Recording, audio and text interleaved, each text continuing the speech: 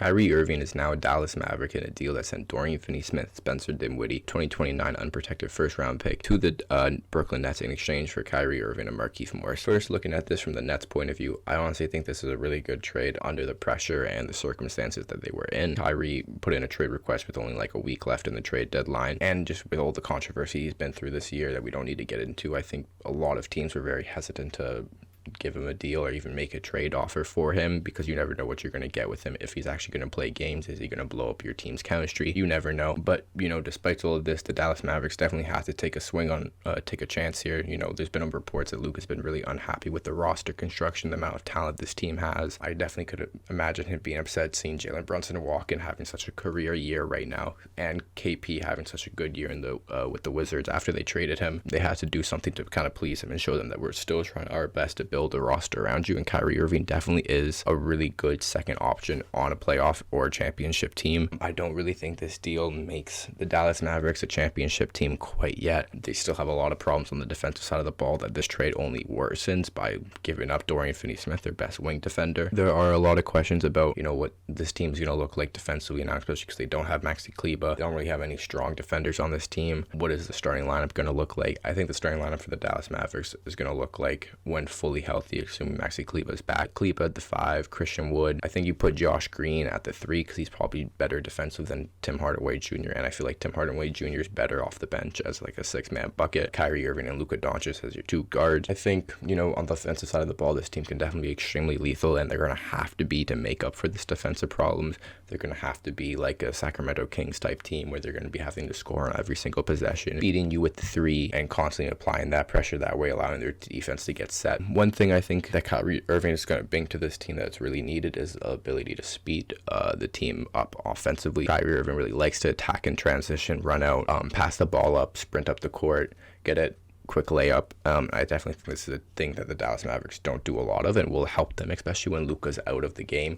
or even when he's in the game. Just give him a possession off or 2 possessions off, and Kyrie Irving can definitely do that. I definitely also think Kyrie Irving is better when he has a main offensive option on the court with him that lets him get easier looks and just kind of less attention from the defense. I definitely think he can thrive when all the defensive attention's on him, but he's better when there's less on him, of course. But on the flip side, you never know what you're going to get with Kyrie, if he's going to choose to play, if he's going to clash with Luka in the locker room about touches, possessions. Who knows about plays getting called for him, if he's going to leave this team in the offseason. That is a really real possibility. Or if something comes out that he's been upset about not going to the Lakers, which is not even a good look. Like, he hasn't even played for the team yet, and he's already talking about how he's disappointed that he didn't get traded to the Lakers. Hopefully he can get on the floor, he can play with Luka, they can make something special, and when they play together, hopefully that can entice Kyrie to re-sign. The Mavericks are really, really betting on him to re-sign, because I think if they don't, what do they really have? It's going to be the same roster from last year, but even worse, because now you don't have Spencer Dinwiddie or Dorian Finney-Smith,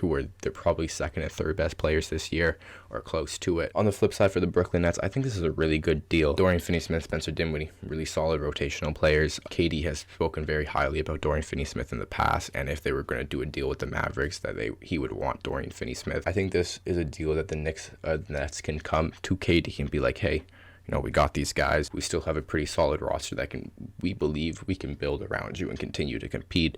And now we have this super value draft asset in a 2029 unprotected first round pick that maybe they can package with a guy like Dorian Finney-Smith or Ben Simmons to get another kind of co-star for KD in the offseason. When you're looking at the other offers, the Lakers were interested. It seems like they offered both of those unprotected first round picks. Westbrook and KD would never going to happen on the floor. Or looking at that, the Lakers don't really have any other players that can compare to a Dorian Finney-Smith or a Spencer Dinwiddie. So I think the Nets definitely got the best package available, and I really like the trade for them. Again, for the Mavericks, I think this is probably what they had to do to show Luka that we're serious about competing and building around you. But it's not my favorite trade. I think this really hamstrings them if Kyrie leaves even more, because now they've given up pretty much older draft assets and valuable players. I don't know. I think it's really going to come down to what the Mavericks look like. I don't think this makes them a contender. I definitely think it makes them better than what they were already, but I still would have them outside contention just because of how bad the defense I think is going to be. But I'm really excited to see how this team plays out, and I'm excited to see what happens with Kevin Durant, if he stays, if this is enough to convince him that, no, I'm just going to stay here, hoop. I'm going to bring my team of a bunch of guys to the playoffs and show everyone what I can do when it is my team and I don't have another co-star to rely on. Thank you for watching the video, and like and subscribe if you would like to, and take it easy.